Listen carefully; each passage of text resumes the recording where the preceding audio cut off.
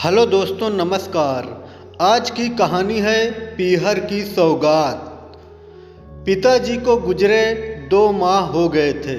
माँ तो बचपन में ही गुजर गई थी शारदा की। उनके जाने के बाद पहली राखी थी। शारदा पीहर अपने 2 बच्चों के साथ आई थी। घर का माहौल थोड़ा बोझिल था। दोनों भाई और भाभी रस्मी तौर पर सामान्य ही बर्ताव कर रहे थे।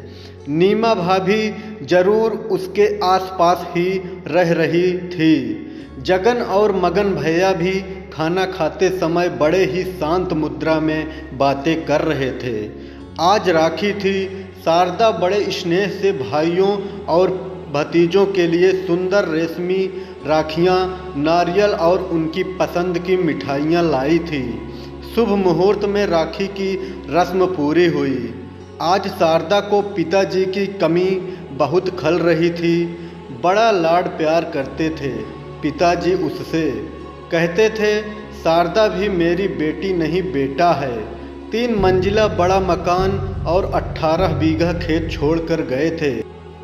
साथ ही पेंशन की बची हुई बड़ी जमा राशि भी, जो उन्होंने कभी व्यर्थ खर्च नहीं की थी।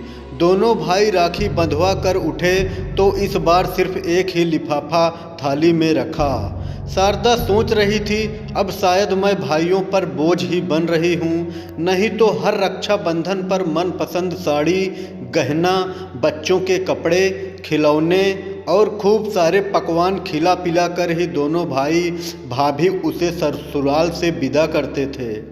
पिताजी को गए अभी 7 महीने भी नहीं बीते थे और मुझे इशारा मिल गया था।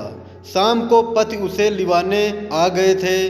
भरे मन से वह भाभी और भाइयों से विदा लेकर ससुराल आ गई और सूटकेस कोने में रख दिया। तभी उसे भाइयों के दिए लिफाफे की याद आई। इस बार भाभियों ने भी कुछ कपड़े, गहनों का आग्रह नहीं किया, बस मिठाई का डिब्बा ही पकड़ा दिया था। उसमें बड़े अनमने ढंग से लिफाफा खोला। लिफाफे में रखे पत्र को पढ़कर शारदा मानो मूर्तिवत ही हो गई। आंखों से अविरल आंसू बहने लगे। अपनी संकीर्ण मानसिकता पर वह लज्जित हो उठी थी। पत्र में लिखा था, हमारी लाडली बहन शारदा, पिताजी के जाने के बाद तुम अपने को भी अकेला मत समझना। तुम्हारे दोनों भाई और भाभियाँ हमेशा तुम्हारे साथ हैं।